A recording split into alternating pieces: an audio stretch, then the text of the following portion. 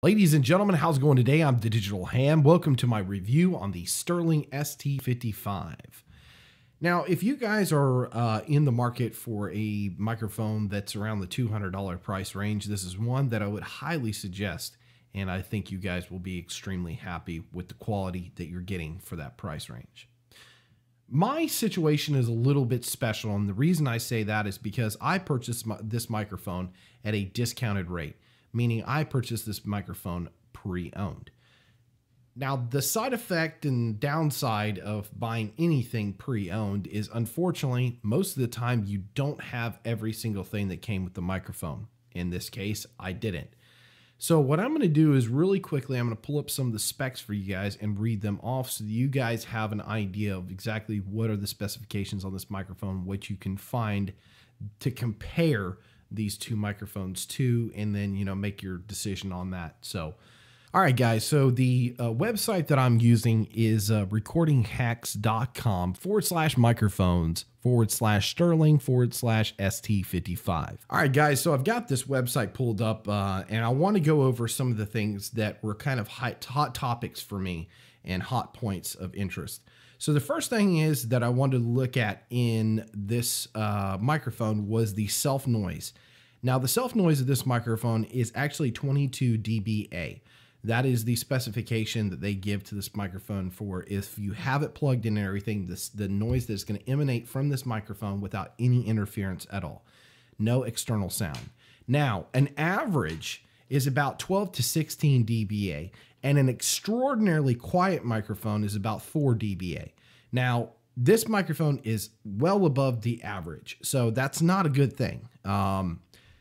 Compared to this, though, that's pretty good, in my opinion. It's not extraordinarily horrible, but compared to this, it's a big change, and it's a bigger upgrade in my opinion. So the next thing is, this is a cardioid pattern, which you guys mostly know. It kind of looks like a heart, okay? And so the rejection is off to the sides and to the back, and you've got a very narrow window here that is very receptive and is going to be the most sensitive part of the microphone. The noise rejection on a cardioid pattern and a condenser microphone, especially a large condenser microphone, is not going to be as good as if you go to a dynamic. Dynamic is very offside rejection is very good. This is not so much the case, but I like it. I like the sound of a condenser better than I do a dynamic. The next thing is the full frequency response. This goes from 20 hertz all the way to 20 kilohertz, which is, in my opinion, I don't really know if that's great or okay. As far as I'm concerned, it does the part that I need it to do. It does require a full 48 volts of phantom power. So if you're trying to run this with something like, say, my USB interface, my Xenix 302 USB, you can run it. It will turn on. But what's going to happen is you're going to have to run everything completely just maxed out. And it's not going to sound good. You're going to pick up a lot of inherent noise in your room and self noise and stuff like that. So I wouldn't suggest that. I would most definitely suggest a power supply with this microphone. And if you have the finances, go ahead, get a power supply and a preamp for this microphone.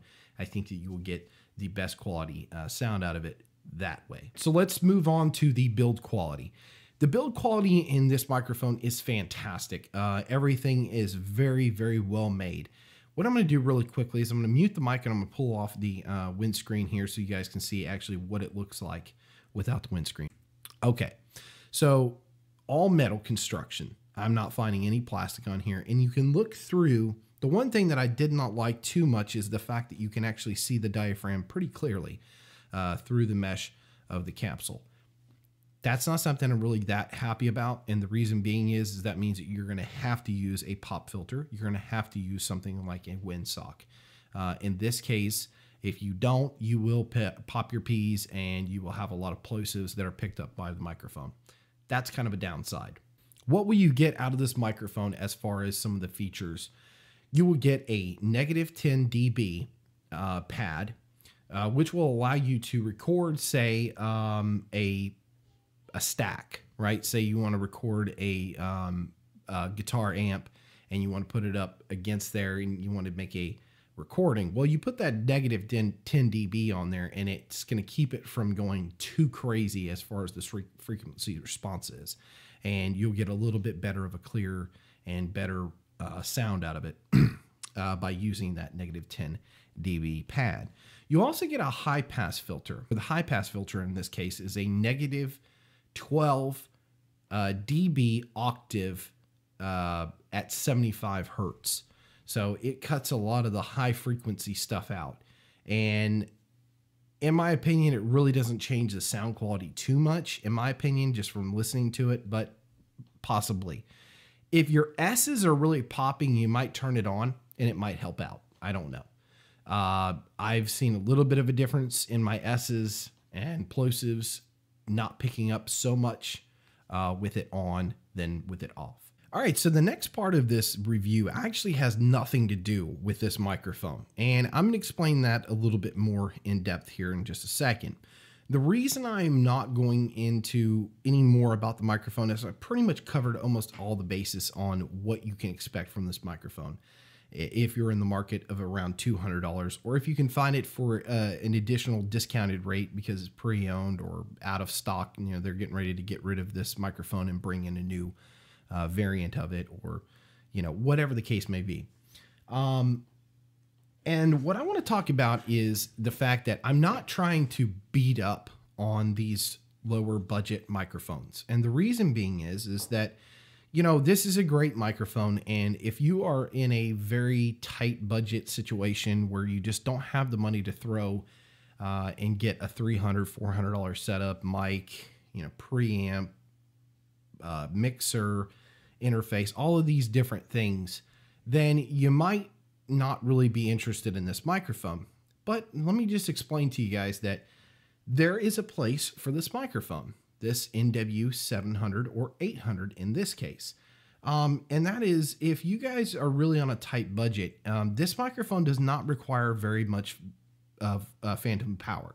It runs on 4.8 volts. Okay, so my Xenix 302 and this microphone will run by itself. I don't need a preamp. I don't need a phantom power unit to actually run this microphone. Those two components put together, I'm good to go.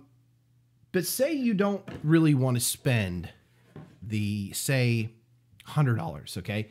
So this microphone's $35. My Xenix 302 is about $60. And then you're going to have to pay your tax, and you're also going to have to pay your shipping. So depending on how fast you want to get it, and depending on, you know, what price range you're looking at, because a lot of different sites have these things, these two products at different price ranges. So, you know, you want to get the best bang for your buck. So if you go the cheapest, you're looking at about $120 after all said and done. Okay, that's great. A lot of people can't afford to get in the XLR market because of the fact that there's so many different more components that you need versus, say, a USB microphone. And in that case, I would say, listen, guys, if you can't afford an XLR microphone and you can't afford something like this, then go ahead and resort to something like this. This is the CAD U37 microphone, and it is a great USB microphone. It's a great starting microphone, and guess what? It's plug and play. You plug it directly into your PC or your iOS if you're using Apple, and it pretty much, your system recognizes it. There's no drivers to download. There's no nothing. It's plug and play. And that is about $50 right there.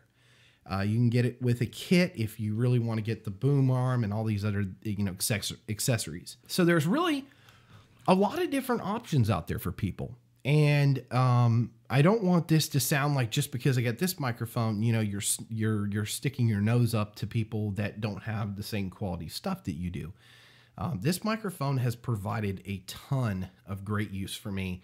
It still runs great, and it's preferably not my favorite microphone, but that doesn't take anything away from the fact that it served its purpose and it's a great microphone.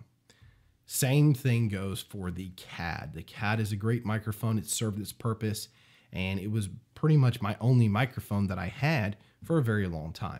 Now, what I want to do, though, real quickly, is I want to swap out the Sterling Audio ST55 for the NW800. I'm not going to change anything, nothing, not even this, the boost the sound, anything. And I just want to show you guys a diverse comparison between this and this. All right, so here we are. This is the NW800 by Newer. You're going to notice it's really loud, very loud. It's very thin compared to the Sterling ST55. This is a really hot microphone. Let me explain to you why. First of all, I'm running it into the ART Tube MP, which for one boosts the audio. It's running through a tube, so it's getting even more boosted. And then I am running it with a full 48 volts that's supplied by the Sterling ST55, or the ART Tube MP.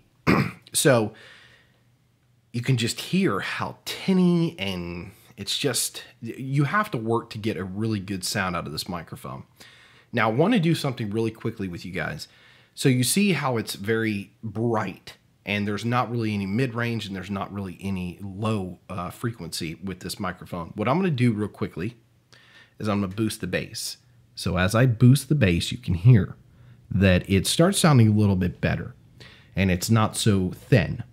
But if I'm quiet for a second, you're going to hear the background noise, and you're going to hear a lot more low frequency stuff and rumble that's picked up by this microphone. There it is. You can hear a lot more, you know, you can hear that low tone. So I'm going to bring that back down. And it's just, you get what you pay for. Now, there's nothing wrong with this microphone, like I said, but now I'm going to switch back to the Sterling Audio. I'll be right back. All right, so there it is. I switched the microphones out, did nothing, didn't change anything, didn't even change the actual gain or the microphone level. Everything is the same. And you can just hear it's a lot quieter in this room. Yeah, you're picking up my computer. My computer literally sits 4 feet away, which is a big no-no. But I mean, just overall, guys, I think that you get what you pay for. That doesn't mean, though, that you're out of the market just because you don't have a huge budget. So with that, guys, that's going to be conclusive of my full review on this microphone. In my opinion, I'd give this microphone probably a 4 out of a 5, and I think it's a great investment if you guys are willing to make the purchase.